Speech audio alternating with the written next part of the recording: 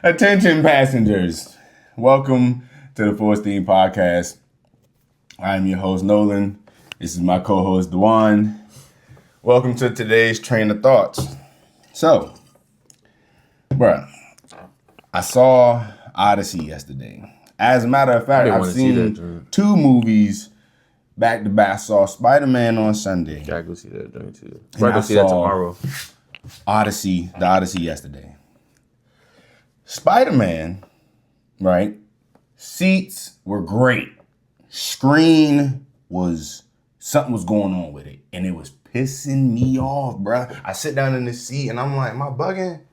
But it's like somebody had their finger on the brightness and dimness button. And just kept going up and down. Yeah, bruh. Just kept like, and I'm like, man, what's going on? And then the speakers was low key. I'm like, are these the? Where was that? AMC Orange Mills. No, so I'm like, all right, the speakers ain't hitting on what I'm used to them hitting on, and these seats was good. But something up with the screen, you know what? Whatever. I'm here to watch the movie. Movie was great. Emotional damage. Me and Saul gonna get into it more on Saturday, but bruh, good movie. The Odyssey. Movie was spectacular. Seats were absolutely terrible, bruh. I hit the corner because we went to go see this joint at IMAX. There's only one IMAX theater in that AMC apparently. Theater 10. Let me tell you something. Don't you ever use this theater to go watch anything. I go in there, bang the left. My boy, when I see the seats, I'm like, face immediately drop because I'm like, these are the regular seats. Like, I'm used to them being red. These are blue in here. But these are the regular fold down joints. Like, these ain't the recline back for a movie like this. It's needed. When you stand up, it just... Yes, bro, it's them. I don't like them joints. Bruh. Old ass movie theaters. And I wasn't on the outside, bruh. Me, Ron, and Shane, we was in the middle. And I had somebody on my right that was breathing heavy. Cologne was, sometimes it smelled good, and other times I think his body odor started mixing with it, and it was just like, it's a little, I don't know about that, you know, it was varying, it was annoying. But the seats, bro, the seats were so bad. By the time it got to like trailer 4 or 5, they kept showing so many trailers. I'm like, dog, I need this movie to start now. Type shit. Because I'm already feeling the pain in my goddamn knees. Mind you, I'm trying to be considerate, so I'm not moving my legs too much, because if I move them at all, I'm going to be kneeing this man in the back. I'm going to be moving his seat like this. Bruh. Then the people behind me kicked my seat a few times. I ain't tripped. Because the dude to my right, I kept my arms inside my shirt. You feel me? So this wasn't the best movie watching. Actually, this was the worst movie watching experience I've had in a really long time. Like? The seats were like, I sent around like 14, but I think when I looked at them, they was like 23 or something, 26. Excuse me. So I'm just like, but they was like 50% off because it was Tuesday. But regardless, this was literally the worst movie watching experience I've had all year. I went to go see 3 movies so far. Mario, Spider-Man, and this. Even in my last 2, 3, 4 years of watching, this was literally the worst movie watching experience I've had, bro. I gotta tell you, my knees killing me. My back. Not even more so my back, but my ass. Oh, bro, I'm in that joint trying to move left or right. My ass going to sleep. My knees is aching. I'm like, man, this is bullshit. But I'm locked on the movie though. I'm arms folded in my shirt, locked on the movie. Only one person got up one time during this movie, and there was a baby in there. I'm sure that joint was, bro. I never got like a bad review from anybody that actually Did you hear me? The joint. There was a baby in there. I'm leaving out to go use the bathroom. Only cried twice. Shout out to the baby. I can't lie. I think it was a girl. She only cried twice. She only made noise twice. The whole movie 2 times. I was like, at the end, I said, shout out to that baby though. Because I thought it was going to be a problem. A crying baby. And the speakers, the IMAX theater speakers, going stupid. So I'm like, that baby's going to wake up. That baby's gonna wake up. And me and Ron thinking the same thing. Why is that baby here? But we both came to the same conclusion. Must not have had anybody to go and pick up the baby. Last time I was at the IMAX theater, I believe it was to see Jurassic Park, I think it was Jurassic Park. Where'd you go to see it? Brandywine. The whole movie theater was IMAX. Straight IMAX theaters, you feel me? And it was amazing. Like the screen, the seats, the sound, I'm like... I couldn't believe it. I was in shock. Mentally, I was in shock when I seen them seats. I was like, IMAX? If I pull up to any theater today and they got them joints, the flap down, no. Dejuan, if it wasn't the Odyssey, if it wasn't for the fact that I actually was I've been trying to see this movie since it came out. If it wasn't for what it took to get in here, I would have looked at Ron and been like, I ain't gonna lie to you, bro. I'm not doing this. I'll get my refund. I'm not doing this. We not doing this. This is outrageous. And I tell you now, I'm trying to tell you, in the future, I don't care if I'm with a girl, Ma, I don't care who I'm with. They probably wasn't cushioned. Me and Ma be on the same page anyway. They probably wasn't cushioned or nothing. They probably was. Nah, they was cushioned, but it don't matter. I'm tall.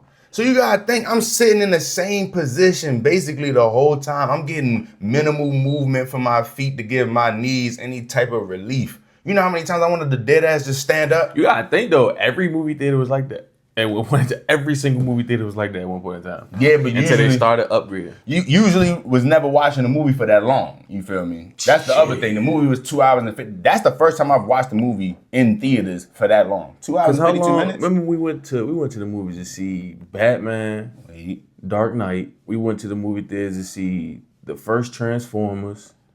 And you gotta think I'm taller now. You feel me? I've grown.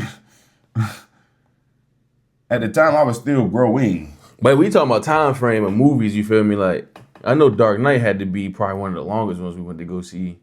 Endgame was 3 hours and 1 minute, and I definitely went to go see that in theaters. So. You feel me? So it's like, some movies, you like, damn, that shit was kind of long.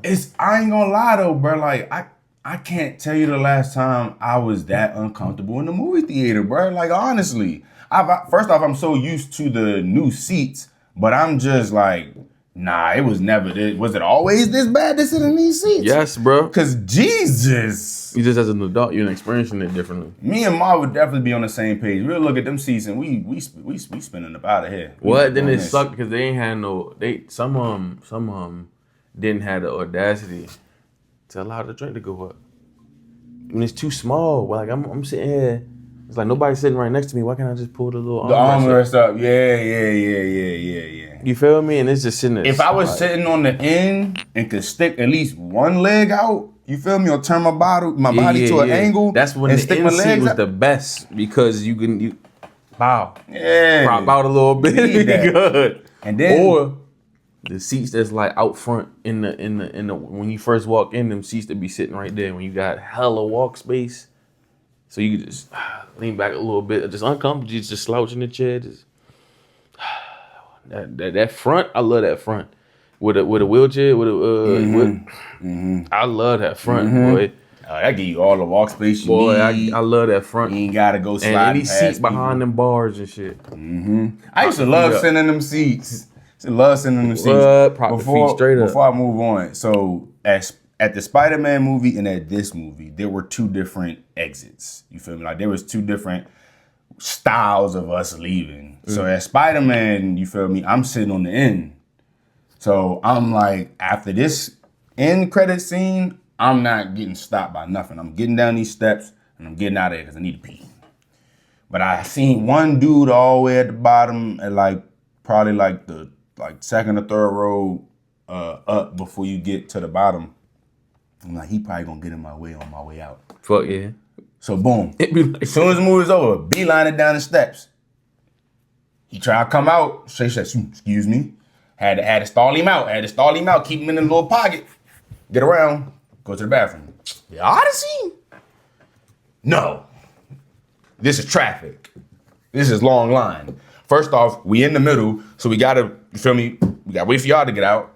Then there was a little But once we get to the end, I'm trying not to be rude and like basically like shoulder my way into the joint and move somebody out the way. But Ron like kind of pushed me in my back. So I said, all right, whatever. Just had to step in. That's why seating is there. everything, bruh.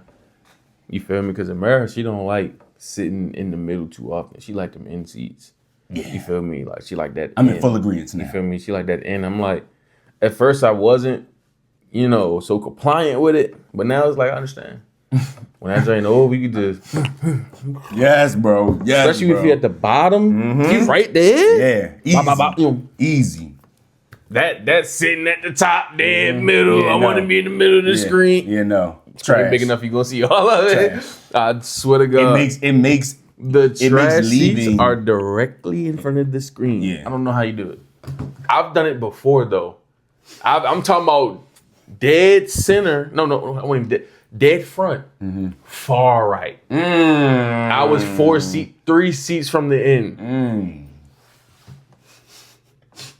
Don't even gotta look back and forth, just all right here with it.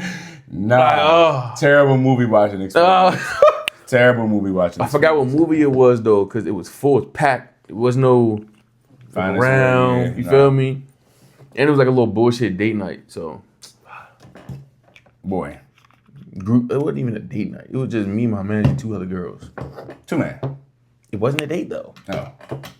Okay. Yeah, you got to plan that exit well, or you'll get caught up in the traffic, everybody leaving the way. And it's like, bruh, that translates to driving.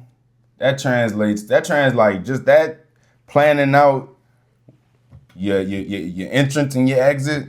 That's why I don't translate to a lot of things. The same no more, bro. Like I give myself at least a car, if not half a car of space, because if it's bullshit, I can immediately make my move, let my car roll, catch it gone.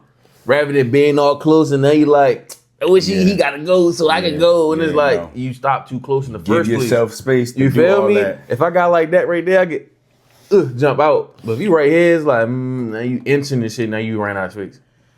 So me and Ma on Saturday, bro, we went to Havre de Grace. We went to the Concord. I seen that joint. We went to the Concord Lighthouse. Lighthouse was small. It's the second oldest lighthouse in Maryland. Mine is super scary. We was walking on the boardwalk. Before we got to the boardwalk, what you call that? Not the port. The pier. The dock. Oh. We walked out onto that to like just, walk down and whatnot. Take some pictures. It was on the water? It's like a pier. Pier. Because I think docks. She just kept looking at the water and kept bugging out. And I was like, Ma, like, you're not going to go in there willingly and you're not going to fall in there. Like, stop tripping. But we start walking on the boardwalk. And like, Ma, we both heard something. I knew I was hearing something, but Ma mentioned something about it first. And then I'm like, I heard that the first time. I'm like, nah, you're not tripping. That's somebody screaming for help. Wasn't sure when I said it the first time. Like, I was almost 100% sure. But I'm just like, I need to hear it again. And then it happened again. And we looking out to the distance, and I'm just like, that's a person. And I don't know what that, I don't know if that's a boat, whatever that is with you, but you feel me? Like, this is really happening. Feel me? Part of my brain is like, nigga, this a movie or like, no, this is not, that's a real person. That's really happening. Buddy is in the water. Somebody help me. I'm just like. Yeah, I was watching your episode and you talking about that shit. I was like, there are multiple people riding past that man. No, that wasn't even an episode. It was my story post. Boom. There was one boat that went past and there was another boat. There was 2 boats within clear sight. The third one was kind of way out, so whatever. But the 2, one of them is looking but still coasting, not moving towards him. The other one coasting, not moving towards him, but looking in the direction. And I'm just like, this is where fear would set in for me. You feel me? Because I'm seeing boats. I'm seeing people on the boardwalk. I'm waving and screaming for help. I don't see not a soul moving towards me. Couldn't tell. I mean, he wasn't drowning or nothing. It looked like he was floating in the water. But I'm like, I yell out like, "There's somebody in the water that needs help." How was he out? Was it a board? Yeah, a dinghy? Did he fall off or something? Yeah, jet ski. I have no clue. Literally, we walking down the I would have drove past his ass too. Then I ain't gonna lie. No, I need a clear sign. What's going on? You're bugging. And if it's that, you're bugging. I can swim. Let me elaborate. I would have went out there further. and saved them if I was Matter of fact, worried. No, you're not gonna swim in that water when there's that many boats out there. That's crazy. But let me elaborate. I don't know what he might have. I don't know what he might have been on. But where's your kayak? How'd you get all the way out here? Boom, here we go. Because if you was on the boat, why the niggas on the boat didn't turn back and come get your ass? He wasn't on the boat. It looked like he was out there by himself, and it looked like his boat. It looked like his boat might have sunk or flipped over or something. So he was taking on water, and his boat sank. Boom. Regardless, it's somebody in the water screaming for help.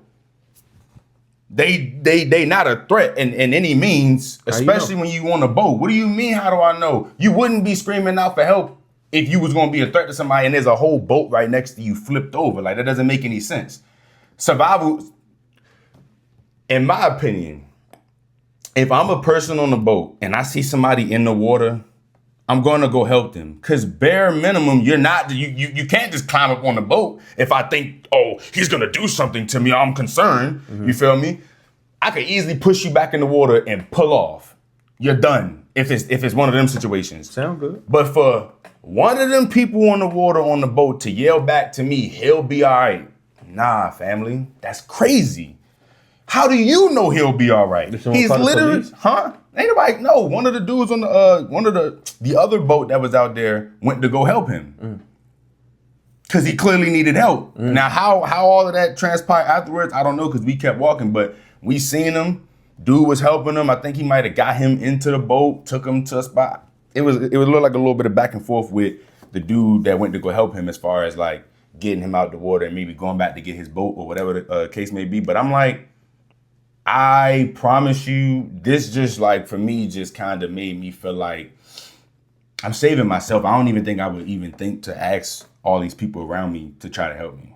Because y'all literally see me and y'all dead just driving past like it's kind of a rough call. Okay. Like, I want to be saved. I'm in trouble. Like, I want to be saved. But then it's like, now the nigga on the boat, and it's like, I want to save this person. And it's like, all right, bet. It got to be a clear sign. Like, all right, bet. I see his boat. It flipped over. All right, bet. He need help. But if he out there and I don't see no boat, I don't see no raft, I don't see nothing possibly that could have been the reason that he is in this water. You ain't swim out here.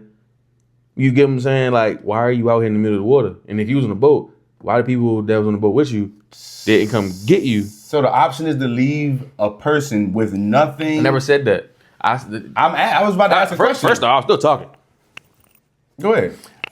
You feel me? If I don't see no clear sign, I'm gonna be weary about helping you. Am I gonna help you? Yeah, but it's gonna be high alarm because it's like, why are you out here? You gonna have a fine explanation of why you're out here because I'm gonna be nervous. I'm gonna pull somewhere safe. Hurry up, get off my shit, enjoy your day. You get what I'm saying? But I'm not gonna just be, oh yeah, get it in the boat, boy. Where your surfboard or your raft, your dinghy, your boat? Where's your party that you were with? Why are you out here? I'm gonna be worried. My senses are going to be up. It's the same. Let's change the scenario. You driving down the highway, you see a random person on the side of the road. Help! You pulling over helping that nigga? To me, that's different. I'm just saying.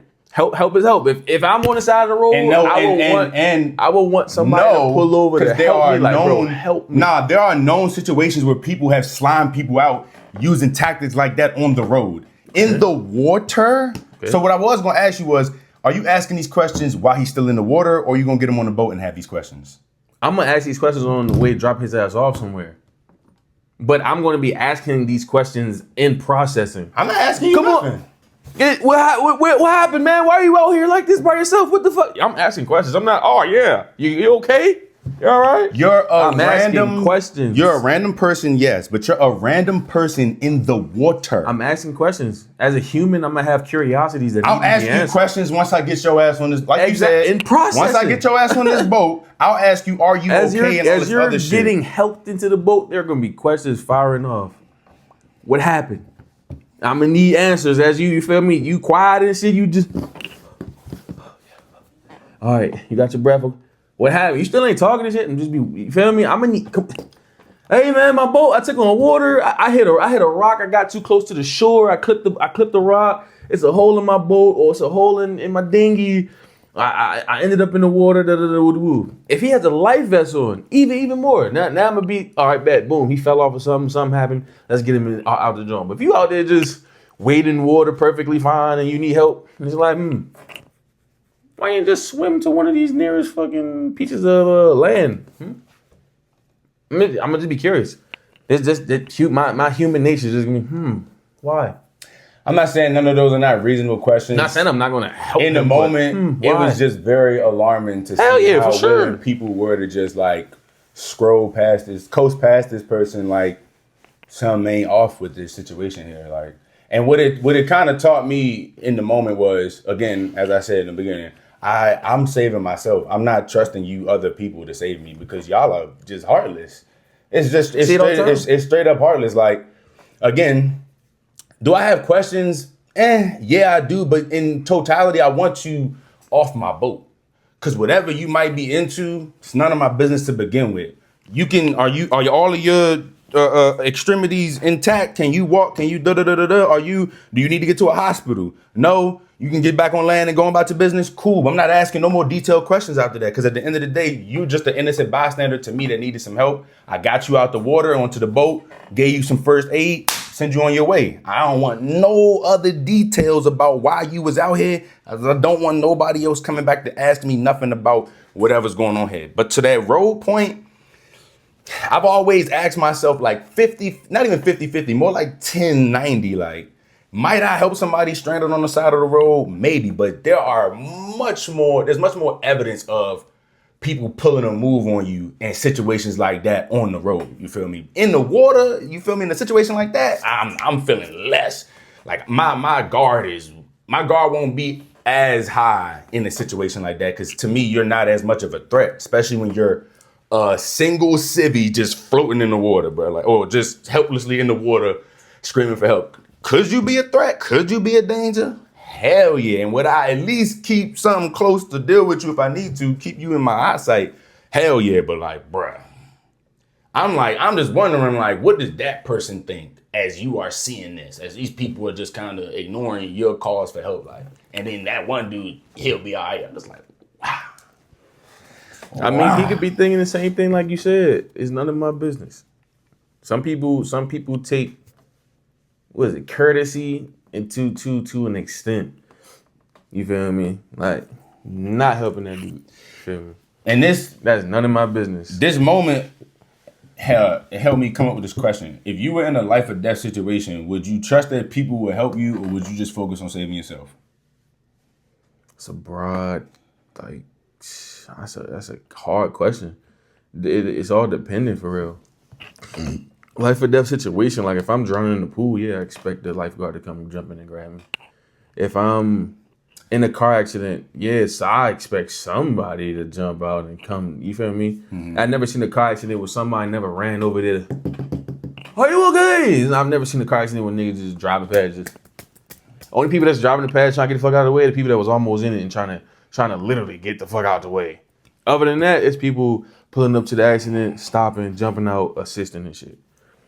A fire, yeah. I expect, you feel me, some type of assistance, you feel me, at some type of point. So it's like, it depends on what this life or death situation is, you know what I'm saying? Like, if I'm out and about and shit, and I get shot or something, do I expect innocent bystanders to really help me? Probably not. 50-50 chance. 50-50, yeah, call somebody, okay, cool, but coming over there, put your hand on the joint. Like, I don't see too many people doing that, you feel me? Because nowadays, you see videos like, somebody gets shot, everybody just standing around, oh God, oh. Unless somebody that's there, that's their loved ones or friend or something like that, they're just getting stared at and told to, you're going to be okay, just breathe. And it's like, bro, help me other than any type of other, like, remote Stop assistance trying to you go can get. viral Like, for a second and actually you know what I'm help saying? me. So it depends on situational occurrences for me.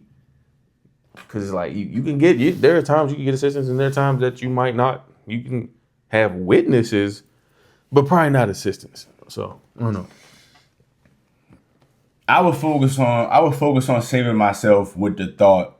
Like now, if it's like a fire or any situation where you gotta call the authorities, 911, firefighters, anything like that, then I would be kind of like not even expecting, like I know like at some point these individuals will show up. Firefighters, cops, ambulance, like depending on the situation, not even depending on the situation. If it's a situation where somebody's getting shot, burned, or anything of that nature, them people are showing up. But situations where there's just regular innocent bystanders around, never. I would never, unless I know you, never would I ever trust just the random everyday NPC just to help. Nah. Because while I do have I have a lot of self-serving bones in my body. Like I'm gonna make sure that I'm alright. I at least can say I trust myself to do something in some situation. Like I ain't no hero. Like I'm not gonna put my life on the line on no shit like that. But like in a situation where somebody got shot, bro, the last thing I'm doing is pulling out a phone and recording and whatnot. You feel me? I'm calling. I'm leaving. Leaving, or at least while leaving, calling the feds. Something like I'm not gonna. All in process. I'm not gonna just Somebody just got record shot where I was just at. Like what's happening, bro. Like gone. To me, that's super crazy. And because they spin back, boy. They ain't I gone. tell you, one time when I was this is after I left Advanced Auto Parts and I went to go work at Honda, but I was just going back one day, I think to buy a part. I was either going to buy a part or I was just going to say what's up. Now, I do not advise anybody to do this. This was just something that I did because, I don't know, I was bored. I like these people. These are my people at this store. So I'm walking up to the store and I see Keisha coming out. I see a white guy running out the store. I see Keisha running behind him and like she's talking shit to him. And Pops comes out the store. Pops is the security guard. Mad respect for Pops. Pops always had my back. Man. This was maybe because I haven't had situations like this in real life that I responded like this. But Pops said, Nolan, get that motherfucker. I said, because I knew he stole something, and I quickly like just assessed him and felt like, ain't no threat. Catch up to him, and Look like a junkie. Exactly. Oh no. Caught up to him, and I'm like, bitch, ain't my job. Caught up to him, and what was so funny was like he actually was like on the defense. He all worried and whatnot. I'm just like, bro, if you just give me your stuff back, you feel me? You good. He slides down this hill. I slid down the hill. Pops was walking around the corner. Pops come around the corner of the store. He already had his, you feel me? I think he was already planning to use his gun, but he talking to him and he telling him like, you feel me? Basically put your hands up, keep your hands out your pockets, yada, yada, yada. And dude wanted to keep reaching for his pockets. Man, Pops pulled that gun out. He said, what did he say? I think he said, I'll turn your ass into Rudolph the Red-Nosed Reindeer, something like that. But he pulled his gun out, you feel me? He made him give him the stuff. He just telling him, like, just keep your hands out your pockets. Stop trying to touch I don't know what's in your pockets, yada, yada, yada. Took the stuff from him, went to the store. And, afterwards, I'm just like, probably should never do that again. What? Pull out a blade or try to poke you with a used needle or something? Like, I so wasn't worried about none of that, if I'm being honest with you. I know. I was not. Shit, me. I didn't Throw me the gun. I'll bust him for you if you need me to. I'm not doing all that neither. I also didn't feel like he was going to do nothing to me. Like, I just wasn't. It was such a fight or flight type of moment. Oh, yeah, it was. And again, like. You flew the fight. I technically was the bystander. But like, you feel me? These are my people. Once again, I fuck with these people.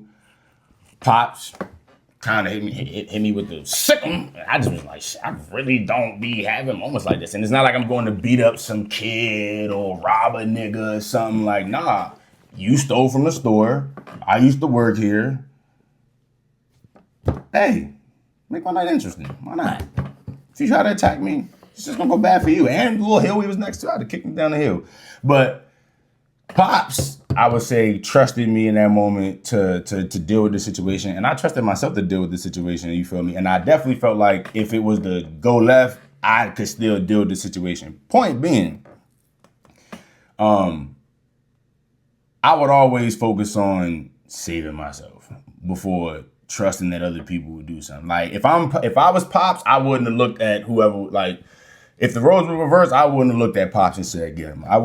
I'm not going to trust that you actually going to do that. You don't even work here no more. Like, it doesn't even make any sense.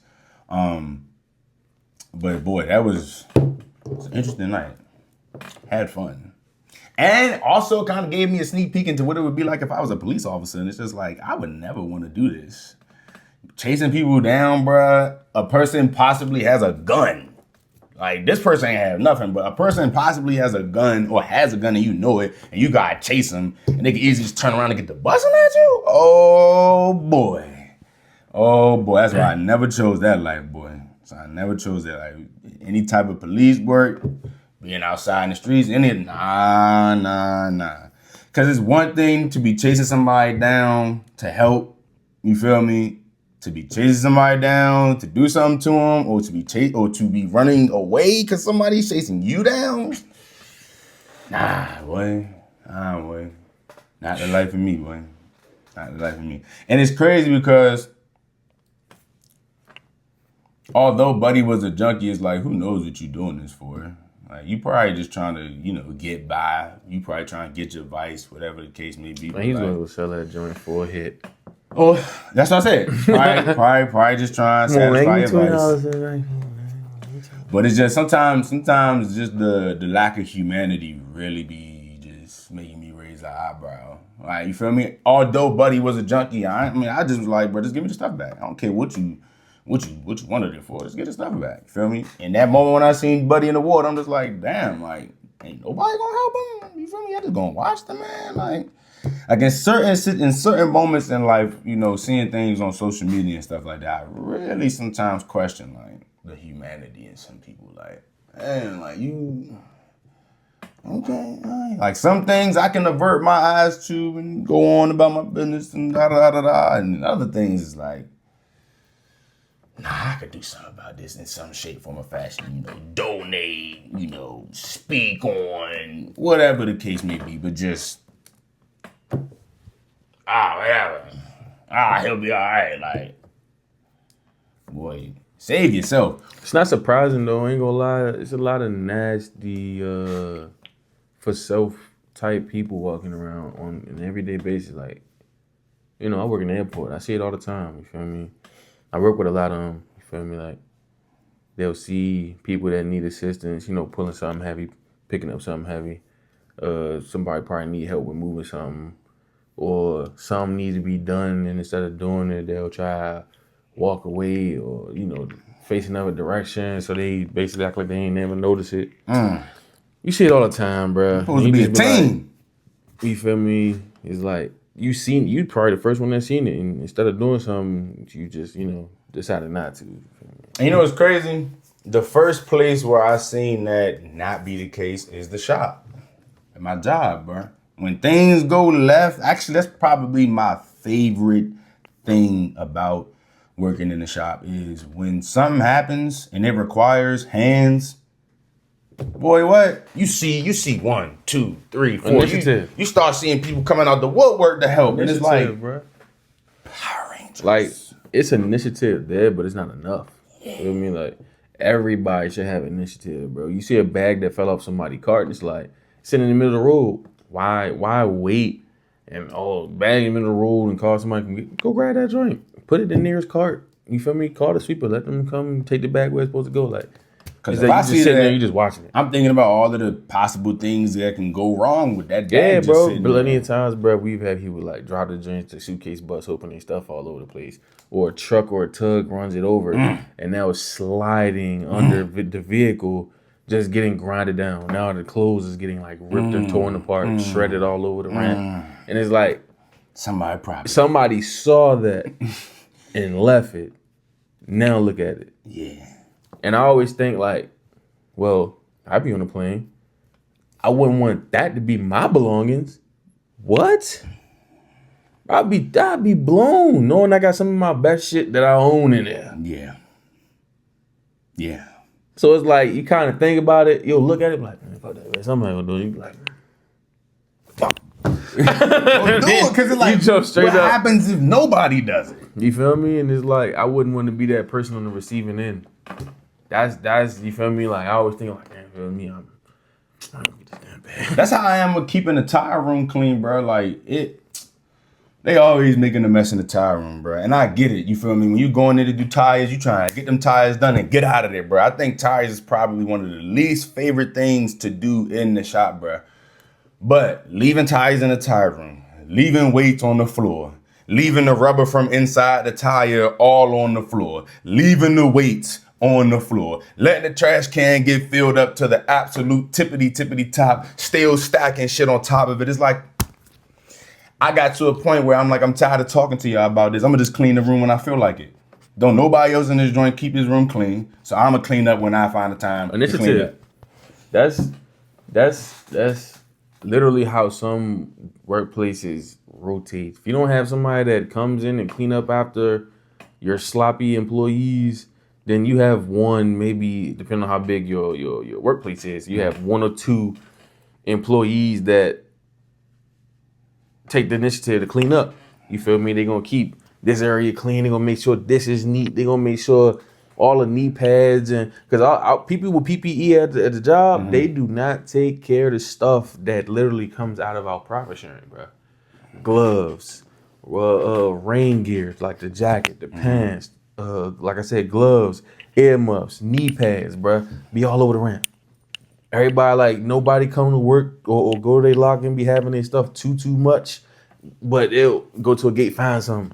Go to a break room, find some rain. He's like, bro, it's not even yours. You putting somebody else's stuff on. Ew. Ew. Yeah, bro. And it's like they just leave it sitting around. They'll use it to sit on, like if the seats and stuff is wet. And it's like, bro, it's just water, bro. Fuck it. It is what it is. You know what comes with this? Sit down. And you can't work. Niggas got stuff sitting around everywhere. Can't work in industries like yours or mine and not be willing to get dirty. Not be willing to get a little uncomfortable. Like today it was raining. I had to keep going outside in the rain to get cars. If you don't love what you do, you gonna hate that shit. Sometimes I hate my job. You gotta really look at it in his face and like, man, this is me. This is what I do. My job is very psychological though. Nothing really changes as far as it's just ticket after ticket tell after everybody ticket. I train, bro. It's really psychological. Yeah, it's hot out here, but you spending less time in the heat. Trust me. It's 2 perfect times of the year. Before summer, after summer. That's it. That's it. Once wintertime hit, that's what's going to test whether you really about this life. You feel me? It's 10 degrees out here. Wind blowing sideways, and you ain't dressed properly today. No matter what gloves you put in your hand, they're going numb, straight numb. And you got to be out here for a flight that's on hold. You've been out here for an hour already. Ooh. Probably had a flight before that, and your mic got one right behind it. Ooh. So you outside for 6 hours, probably. Yeah, bro, people be getting smoked at the job. You clocking at 1:30, you might got flights all the way till 6 o'clock. Back to back, spinning straight up. Snow on the ground and all. You out there stacking bags, moving carts, driving over that. Bro, it get real. Talk about psychological. That shit'll take you to your brink. That shit'll show you if you really about it. Towing them planes in the snow gotta be very, very, very, very but sketchy. The thing is though, they keep the runway and the taxiways clean and clear. They don't play that shit. You can't have no plane sliding and fucking doing all that shit. Come on, bro. Come on, bro. They can't have that. Woo. Now, when it comes to the ramp And the gates, treacherous. Why don't they value the They was moving the shit from the taxiway to the fucking gates half the time. You feel me? Pushing it off. You feel me? Trying to clean it up. Now we got mounds of snow at the top of the gate. We barely got places to really like park equipment.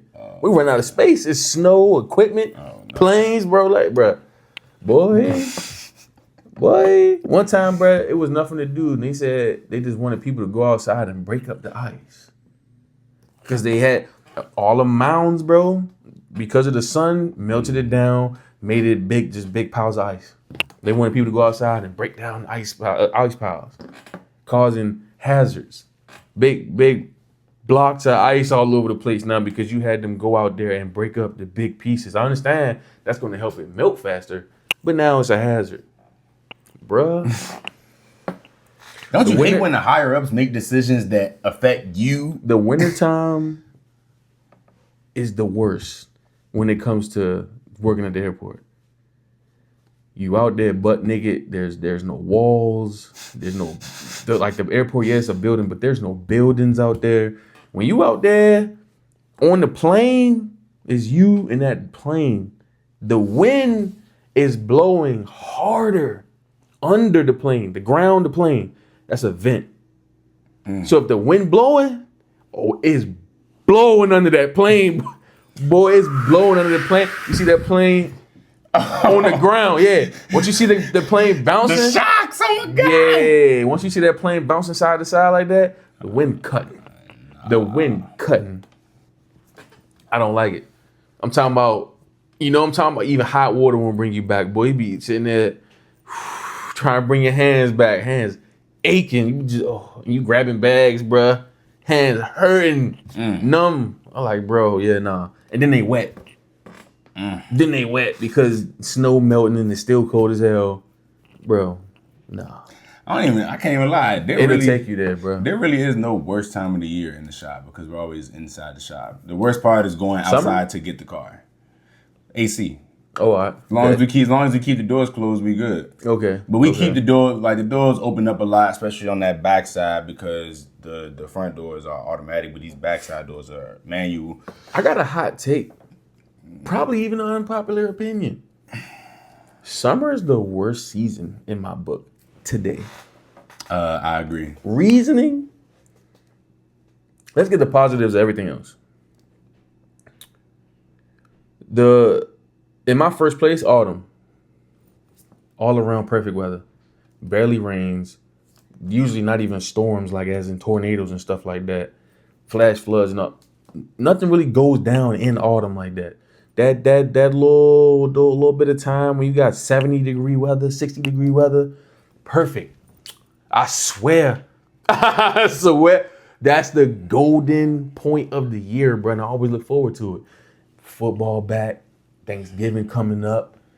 It feels warm outside. Things feel right. Feels homey, real comfortable. You know what I'm saying? Yeah. The trees is orange. You feel me? It's looking good outside. You get what I'm saying? Yeah. It looked real good. The sun's starting to go down a little bit sooner, so the night's getting a little cooler. Yeah. Woo, boy.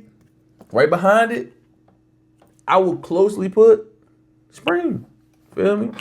It don't rain in spring no more. I just be so sick of the rain. It don't rain in spring no more though. It don't rain as much. Between what, like from April to like middle May, it don't really rain.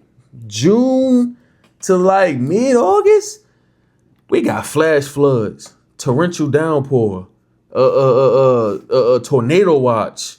Bruh, it be all kind. I'm like, bruh, summer is really trash, bro. Like, bro, last week I looked from Friday to next Sunday to this Sunday. It's gonna be raining. I'm like, bruh, no other month you will really see this. Right behind that, I'm giving it winter. If you give me winter with no snow, easy.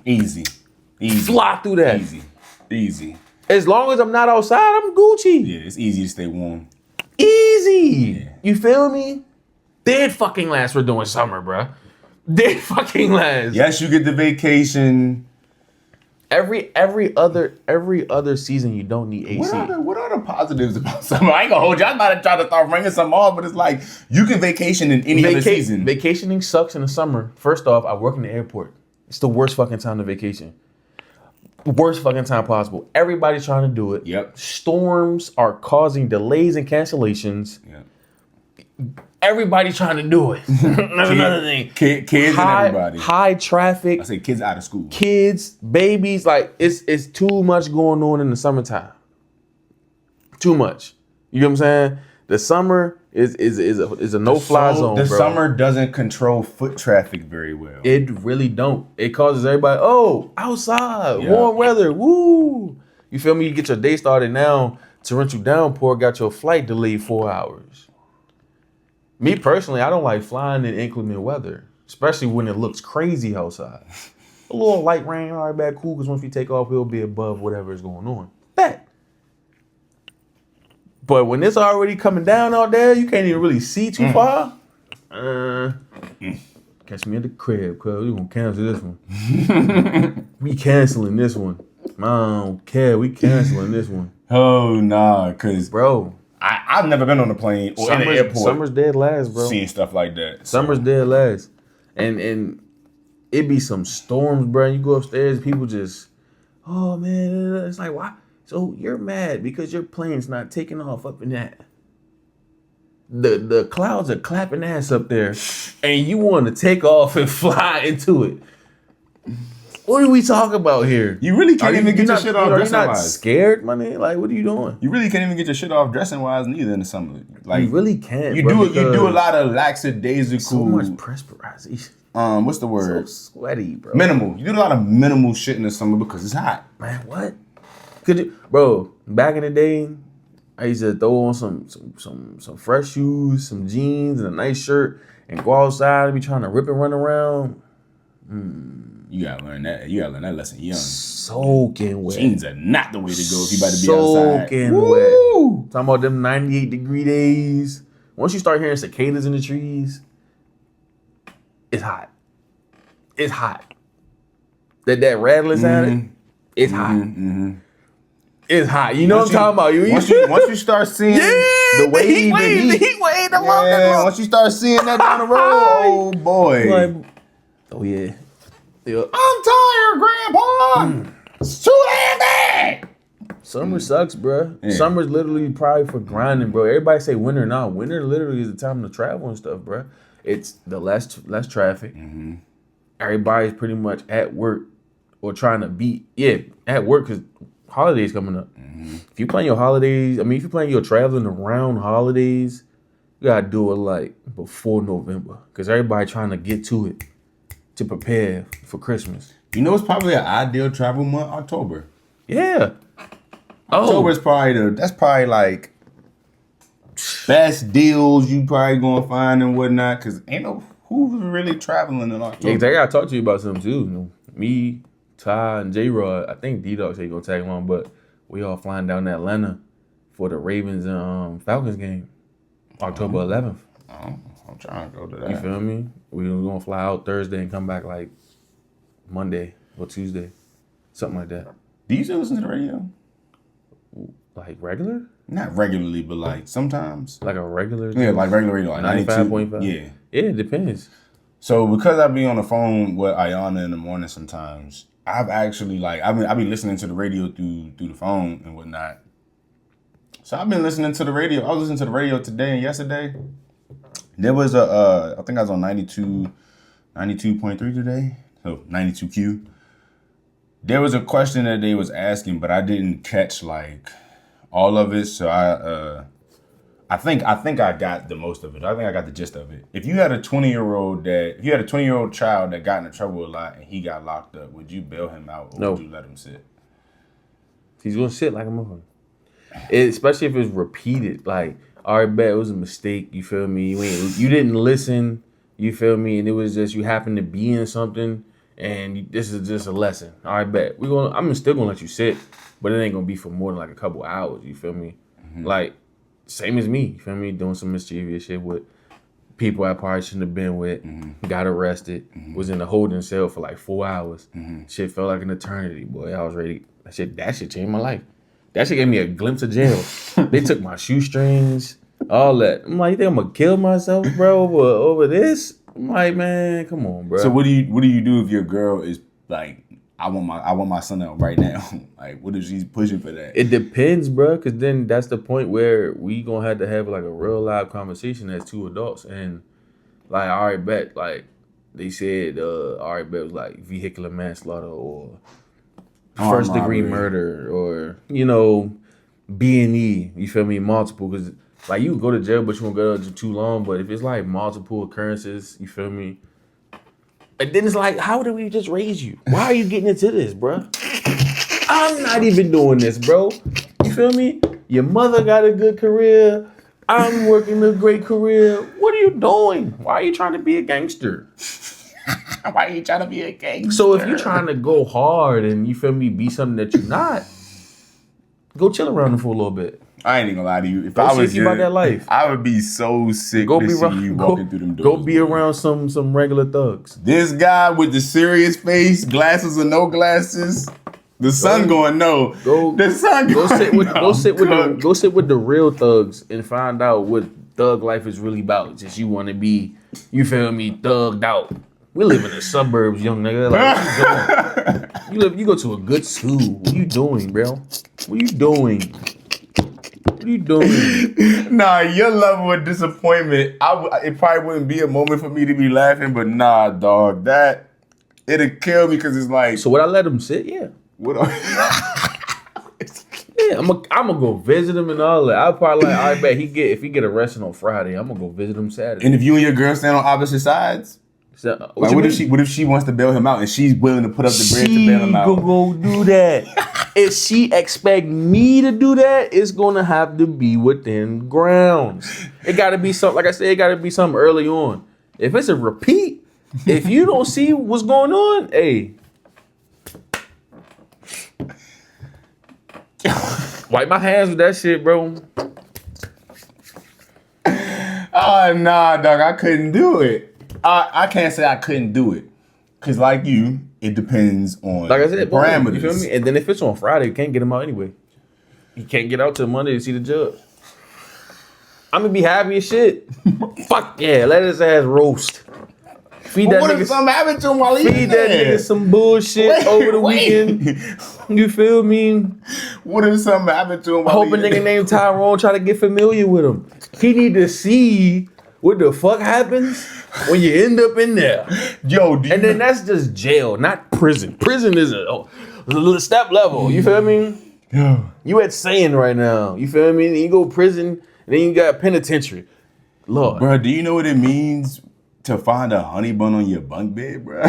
Anything. A Reese, anything. Bro. Anything, brother. I'm watching the Joe Budden podcast, Anything, brother. brother.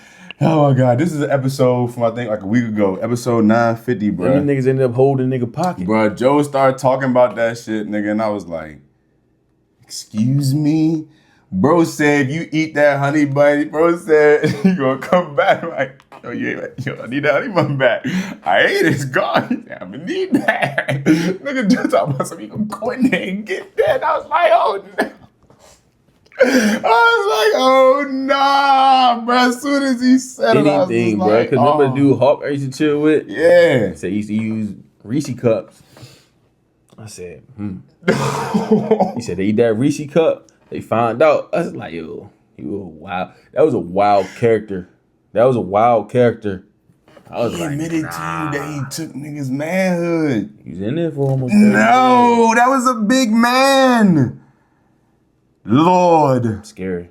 Scary. I'm telling you, I could never go to jail. This is one of the main reasons why I can never go to jail, because I'm going to die about it, bro. I swear to God, I'm trying to gouge out an eye. Something like, no.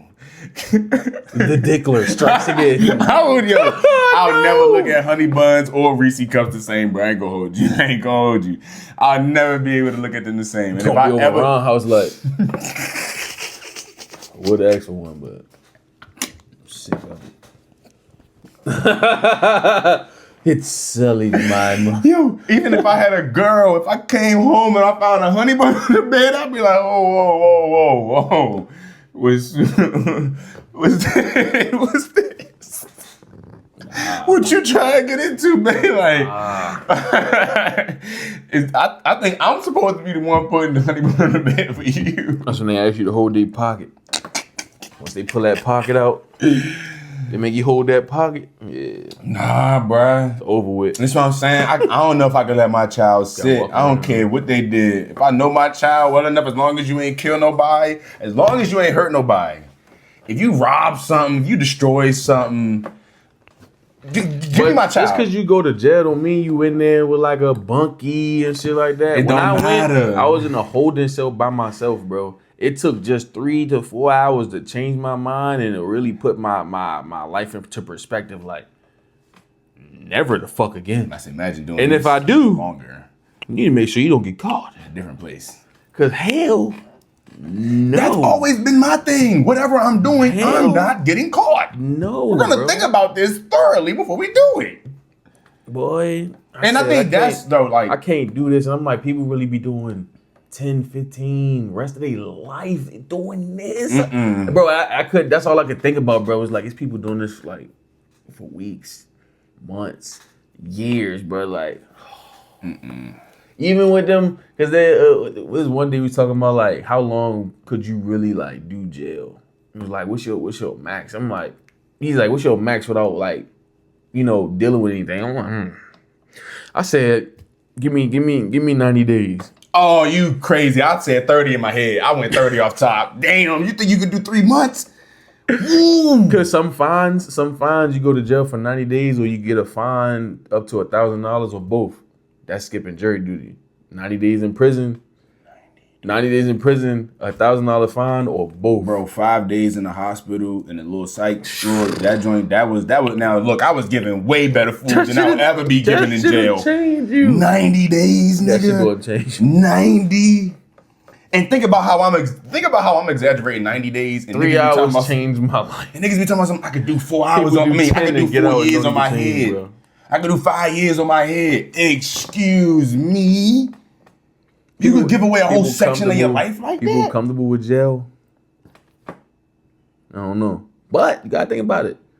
3 square meals a day, you get to work out, you get to shower with your buddies and That's shit. too much testosterone. Feel me? Be good. You get to shower with your buddies? Yeah, cause people be in there with gangs and shit, you feel me? Yeah, nah, If you in there with your peoples, you can't get ran up on.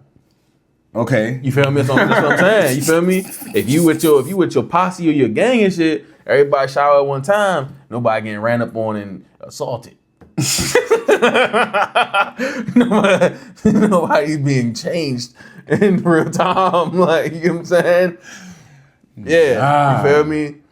Because when you ain't got nobody, that's what I heard. You feel me? When you get into jail, you gotta tie in with somebody quick, or you feel me? It get a little bit different. Free for people. meat. You feel me? Hey. So you want to get in good with somebody, you feel me? However, you feel me, probably gotta get jumped in. I'm beating somebody and I'm going to solitary. Hey. I'm sorry. I'm sorry. Hey. I'm gonna hurt somebody bad and send me to solitary. Bro. I'm not chilling out here with you goons. Cause nah. But I was like, damn, I said 90 days, but I was like, bro, 3 hours? That's... Think about your 4 hours being an extra. And it was quiet, bro. It was just me and Davon in that joint. It was me and Davon, bro, all the way out in Palmer Park. We had to take a 45-minute ride, handcuffed. Oh. From Rivertown all the way to Palmer Park. Bruh. Front seat with it. And then Davon was in the back seat with the other fed. And I'm just in that joint, just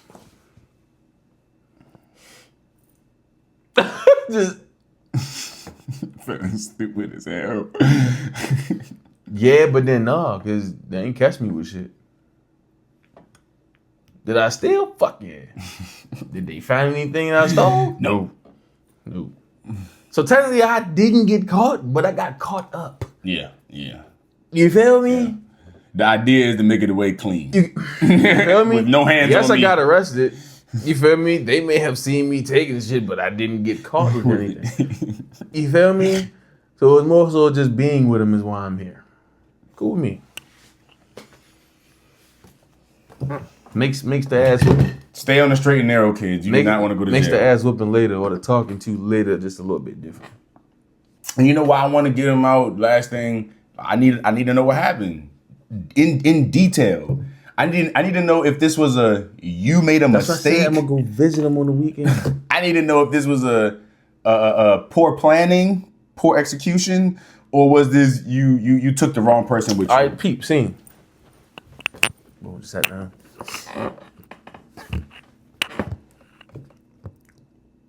So what happened? Got caught. Doing what? Stole from the store. Now, before I ask you this next question, how you feel? Like I want to get out of here. I know. We had this talk though. You feel me? Let you know that consequences and repercussions.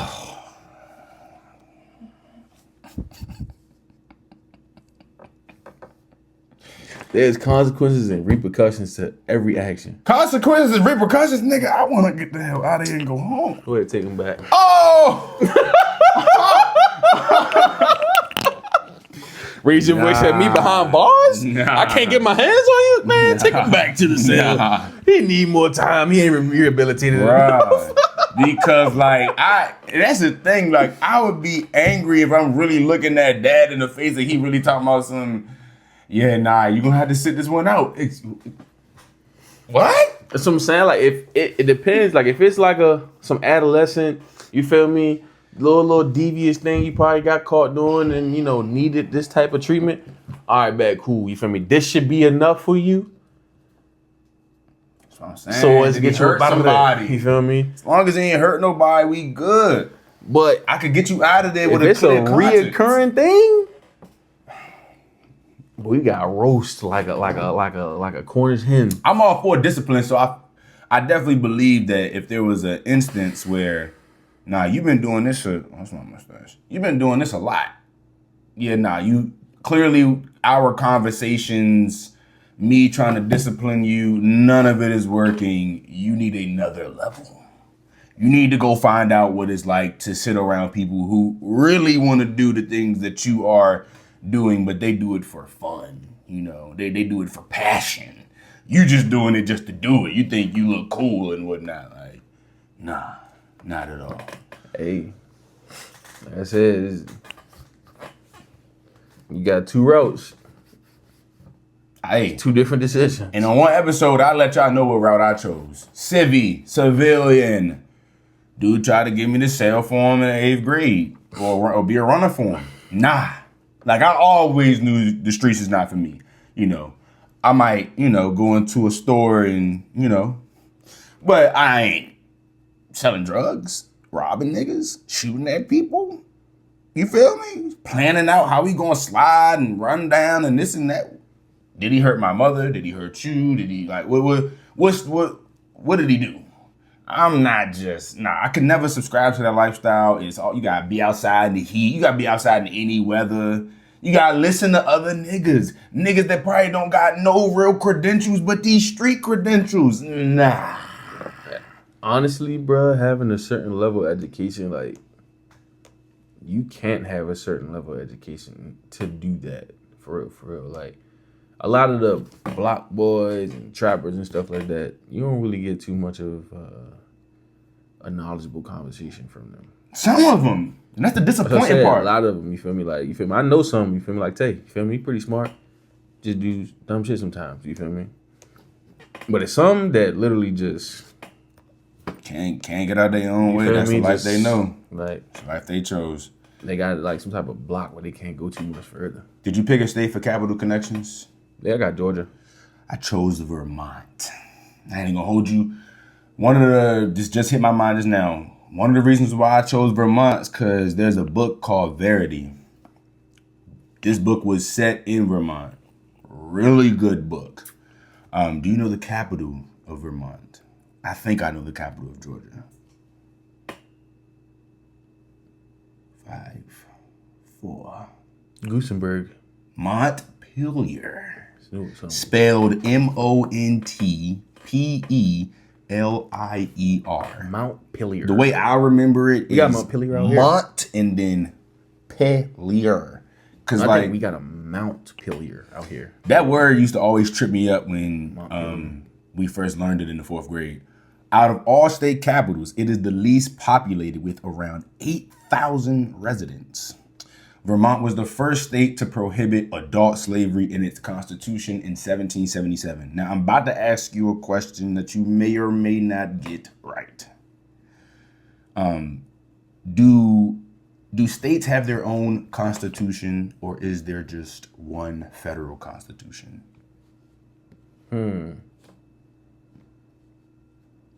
It's my constitutional right. 5. Nah, I think they probably got their own individual constitutions. I did not know that. I don't even want to sit up here and act like I knew that in school and forgot. No, I didn't know that. Maybe it was taught to me in school and I just I know everybody didn't pay attention. Constitution, but this was, to me, I'm treating this as I just found this out today. Every state has its own constitution. You feel me? It's a part of federalism. I had American government and I had history. I did really like American government, but I honestly, I can't lie. I don't remember much from it. I don't. But yeah, Vermont was the first state to prohibit slavery. To prohibit adult slavery in its constitution in 1777. Georgia, I think I know. Georgia, the capital is Georgia.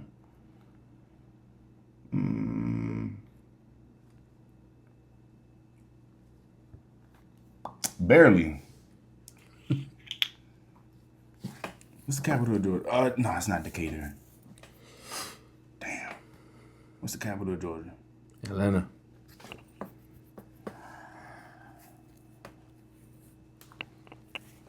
Damn. For real? Yeah, it's ATL. Damn. I should have known that. Wow. I really forgot that. Damn. Georgia played a foundational and leading role in Black history, serving as a primary site for the horrors of the plantation economy, a powerhouse for post-war Black higher education, and the literal cradle for the modern civil rights movement through leaders like Martin Luther King. Excuse me. They had probably one of the biggest reversal on slavery. They were initially founded in 1732 as a colony that banned slavery. The trustees reversed their decision by 1749, legally opening the region to the transatlantic slave trade and plantation culture. So And that's further down south. So they were made supporting it. They made it. They banned it and brought it back. That's crazy. What's that?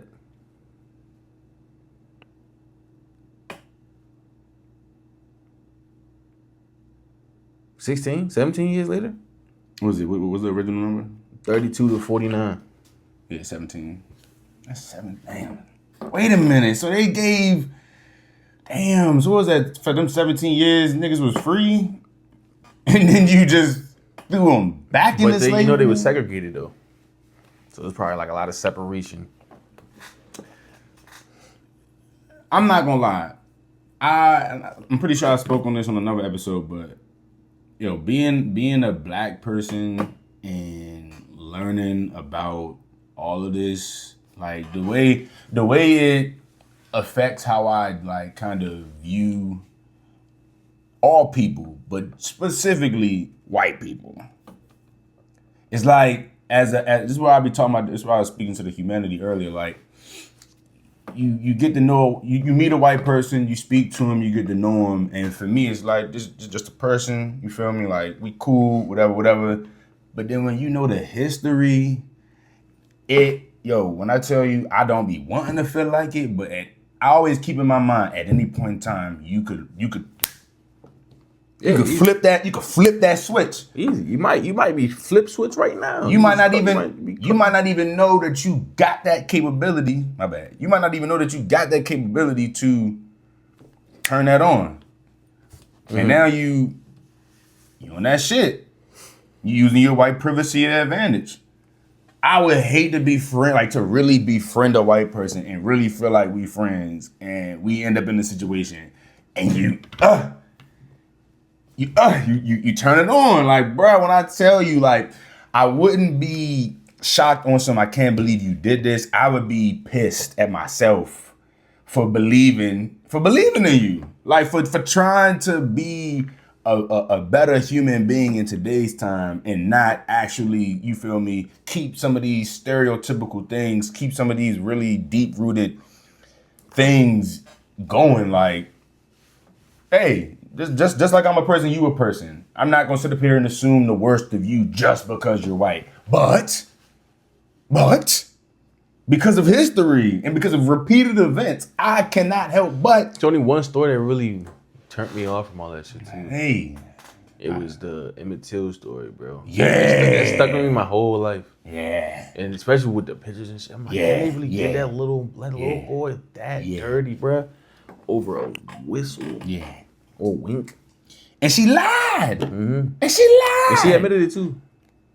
She admitted it. So to know that a white person can have the power to literally rewrite your whole life, throw a whole bunch of smut on it, and now it is what it is. You just that's in today's world too, though. And it's so easy women to have throw that power. smut on black men's name, on black people's name. Men, no matter the race, really can do it, but women, no matter the race, can, which is crazy.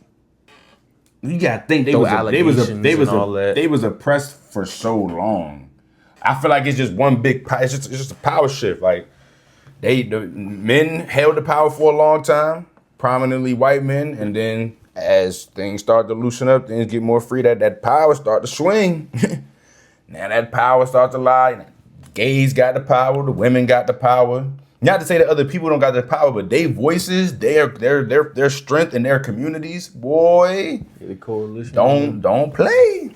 So Atlanta's also home to Sweet Auburn. Sweet Auburn District emerged as a naturally renowned black mecca, thriving as a wealthy hub for black-owned insurance companies, banks, and civic organizations. It's pretty cool, you feel me? Sweet Auburn. Mm-hmm. Sweet Auburn, you said district? Yeah. Yeah, what is in the Sweet Auburn district? Black-owned insurance companies, banks, and civic organizations. Oh. Nah, because I thought there might be like some...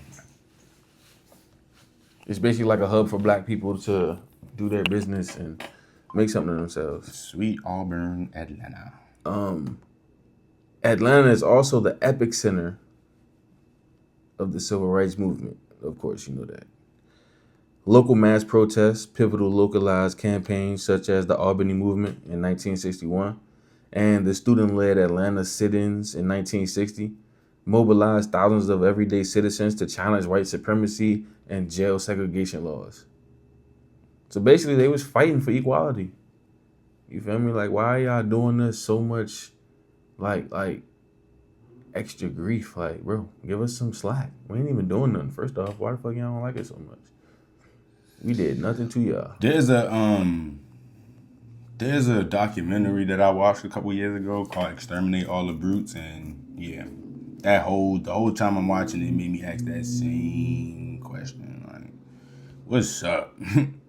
leave niggas alone." Like, damn, y'all just so hell bent on rewriting everyone's story and making it into what you want it to be. It's just so crazy to me, bro. Nasty. That's how it usually is, though. Since we've been talking a lot about the Underground Railroad and slavery and whatnot with some of these states we've been speaking on the capitals of, bro, there's a book that I would recommend to read. It's called The Book of Night Women. Bro, this book takes you into the mind of a woman at in the times of like slavery and whatnot, bro. Oh my Lord. That book was great. But it gave such a clear depiction of like slavery and like what women went through back then and whatnot. It was a great story, but it was like, bruh, some of the contraptions that they described and whatnot. I'm just like, and when I went to New York, yeah, they bro. had a lot of that history. Yeah, bro. in there for sure. I could never like ostracize any one race. Like I'm the type of person when I come around people with any background, I'm gonna ask questions, I'm gonna get to know you, I'm gonna give you the benefit of the doubt. But boy, white people sully their own name with their history, boy. It's like even if you didn't want to, once you go look at the facts and look at the history, it's just like, damn, y'all was on devilish. Like, damn. And what I think is so crazy outside of not only the slave piece, it's literally the rewriting of so many different races and ethnicity stories. Like Definitely single-handedly crazy just going rewrite. around grazing down people's cultures and religions and you assimilate them, well not assimilate them, but you upload. I'm gonna just use upload. You upload them with all of your stuff, and it's just like I just envision it like one big white person with a pencil just rewriting. You're not just rewriting the white people timeline, boy. You rewriting black people timeline, Spanish people. You don't care. You just. This is what I say is gonna go. This is how all y'all gonna look. This is how all people gonna feel about you, and it's just like, and it worked though. Like that's why watching Exterminate All of the Brutes really like shook me because I'm like, bro, like.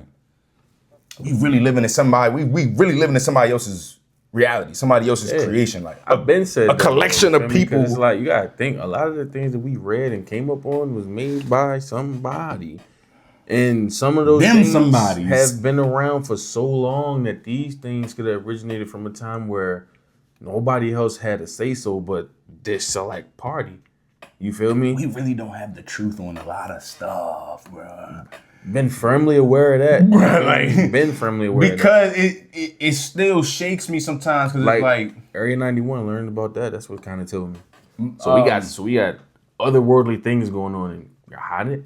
My tattoo artist, when I was talking to him about just treating life like a game and having that joystick in your hand and like determining how things are gonna go and yada yada. When he said, yeah, nah, I know I got the power to like have that type of influence, I just don't pick up the controller. And I'm like, we need more black people with that type of influence picking up the controller, bruh, because there was a collection of white people way back whenever who said, hey, look, this is how we want the world to look in a couple 100 years or a couple years, 20, 30, 40, 50 years, like, and they set forth and did everything they needed to do to make sure that they plan was enacted. Feel me? They had kids, they uploaded their kids with all this information to go out and further do what they needed. Like, they thought these things out. So I just be feeling like, as black people, bro, we cannot be lazy with that type of stuff. If you know you got that type of power, that type of influence, nah, bro, I understand that a lot of us will never come together. I say never. A lot of us will not come together to do what we need to do because it's a lot of ego, it's a lot of pride, it's a lot of things that from back then have kind of sullied us that we need to unlearn and work our way through. But if you could find you 2, 3, 4, 5 good men, if you could find you a collection of good men that make some good money, boy, I'm telling you, bro, like we really gotta start thinking bigger picture and really start putting things in place for not just ourselves and not just our kids, but for everybody, bro. Because that's how the people that, they're holding us down, they're oppressing us. When people start talking like that, yeah, bro, you want to know how you can possibly get that foot off your neck? First off, you gotta get right. And if you want to, you gotta have some kids. You gotta raise them and you gotta start a lineage. It's a real live mastermind plan. Like, it gotta be like that in order for things to change, because there are people who are actively doing what they need to do to make sure that they have people, boots on the ground, 30, 40, 50, 100 years from now, who all understand the mission from way back, whatever. Yeah, nah.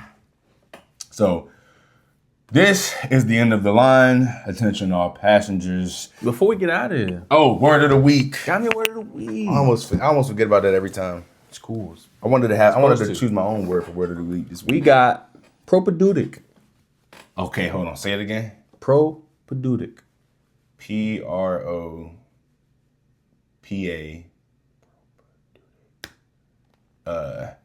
D-U-D-I-C-T? No. Propaedeutic. Let me see that. Propaedeutic. Oh, yeah, I was never going to get that. That's like 3 letters in there I would have never guessed. That extra E, That EU. those 2 extra E's. That like, EU would have got me. Nah, why the EU? Propaedeutic. Because Dudic, I didn't think. Propaedeutic. The way, I ain't going to hold you, the way I thought about it at first knew it was would've been like D-O-O. D-U-D-I-K. Like, Propaedictic? no, nigga, What? Dudic. Propaedu? I said D-U-D. It's pro pa. I know what it is, but I'm saying when I heard Dudic, I literally, how I envisioned And it then you was. said CT when you first spelled it. Now I gotta try to. Propaedeutic. And the meaning is preparing for something important. The course is propaedeutic to advanced studies. Yeah, I got that. That's how I think that's what I said the first time. Yeah. I spelled it Propaedeuict. Yeah, that was, and then the way I was just telling you was Dudik. Like that. Propaedeutic. What But does yeah, it mean? preparing for something important, as in the course is propaedeutic to advanced studies. See, That means I challenge you to find a word that either one of us may use on a day-to-day. Because I'm not gonna lie, the last 3 I could think of a fucking situation to use that, but propaedeutic, beatitude, and brevity.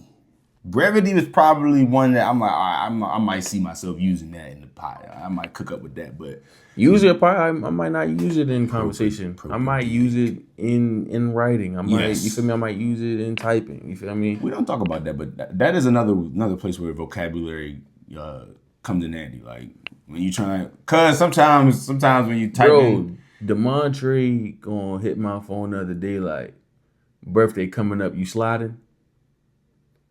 Then he misspelled you and misspelled sliding. SLIDEN. I said not what? even iron. I said what? He said, damn, you can't read? The audacity. You can't spell. And what are we talking about? Am I sliding to your birthday? How am I sliding to your birthday? Where are we going? Out to eat? You know what I On a mean? hike? No, I know what you mean. Am I going to slide to whatever he's having? But how can I agree if I don't know what you're talking about? Yeah. And then you going to attack me Yeah. over not being hip to what you talking about? I'm not used to people spelling sliding like that neither. I'm used to seeing SLIDIN. Something, but don't try to come at me about Some shortening of words or phrases I don't be mad at. Others I do. Other times I'm some just of it like, just be too. It's uncalled for. It's just uncalled for. And like I said, I'm just trying to expand my vocabulary. So I at least need to play nice with the ones that I already know how to spell. You feel me? But yeah, that's it. That's it for me. hold on. I was going to try to find a word because when I was reading, you know what? Here we go. I'm going to use this word as my word of the week. Conscription. The compulsory enrollment of individuals into armed forces, often implemented during wars or national emergencies to rapidly increase personnel. I was reading The Fourth Wing, and as I was reading it, I kept taking down different vocabulary words and whatnot that I didn't know. I didn't know what conscription was, obviously. And yeah, so this book I actually need to finish reading because I started reading. I have a lot of books that I started reading and just did not finish reading yet. This book is actually pretty thick, bro. It's like probably like 400 pages or something like that. I think it's more like 400, 500 pages, something like that. But I'm going to just start taking words from this book that I'm reading and use them as my words of the week. That's what I'm going to do. But yes, we have reached the end of the line. I want to thank you all for joining us here today on the Full Steam Podcast. I am Nolan once again. This is my brother Dejuan. and we shall see you all next week. Copy that.